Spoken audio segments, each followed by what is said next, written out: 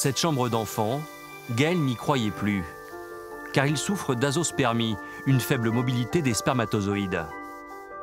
Pour avoir cet enfant, il a dû renoncer à être son père biologique. Stéphanie a été inséminée avec le sperme d'un donneur anonyme. Effectivement, ce ne sera pas mes gènes, mais ça a très peu d'importance. Il y a des dons d'ovocytes pour les femmes, des dons de sperme pour les hommes. Ça n'empêche pas d'être parent. Je serai son père, il n'y a pas de doute. Il n'y a pas de doute là-dessus. Stéphanie, elle aussi, a consenti à beaucoup de sacrifices pour tomber enceinte. Dans ces cartons, des vêtements offerts par des proches. Une aubaine, car ils ne vivent plus qu'avec un seul salaire. Il y a 8 ans, Stéphanie a arrêté son travail dans l'informatique pour se consacrer au traitement.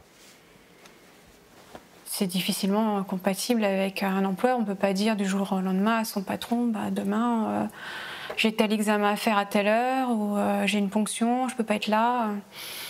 Alors peut-être que c'est possible quand on en fait 3-4, mais quand on en fait 17, et à côté du bonheur qui nous attend, finalement, on se contente de ce qu'on a, on vit très bien comme ça. Ces 8 années d'efforts pour devenir maman ont laissé des traces.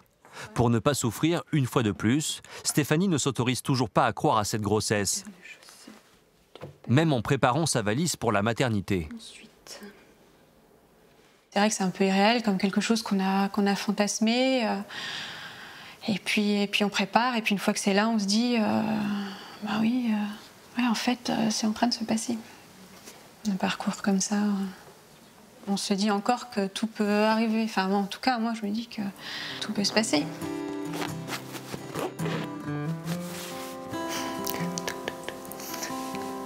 Ça y est, c'est parti. Allez, ok, c'est reparti.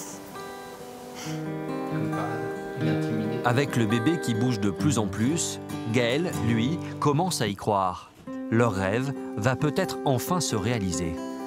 Ça y est, commence à s'énerver. Ouais. Moi, personnellement, j'en profite vraiment depuis quelques semaines. Ça y est, j'ai vraiment lâché prise, quoi. Un peu moins toi. Du coup, j'en profite maintenant, quoi. Et je me dis que ce sera sans doute la seule occasion aussi que j'aurai d'en profiter, donc vraiment j'en profite, quoi. Autant que je peux, en tout cas. J'ai plus de mal à parler. Je ne parle pas, en fait. C'est vrai, il ne parle pas.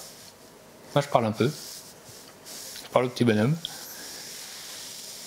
Peut-être que ça le rend trop concret. Je me sens pas encore maman de cet enfant-là.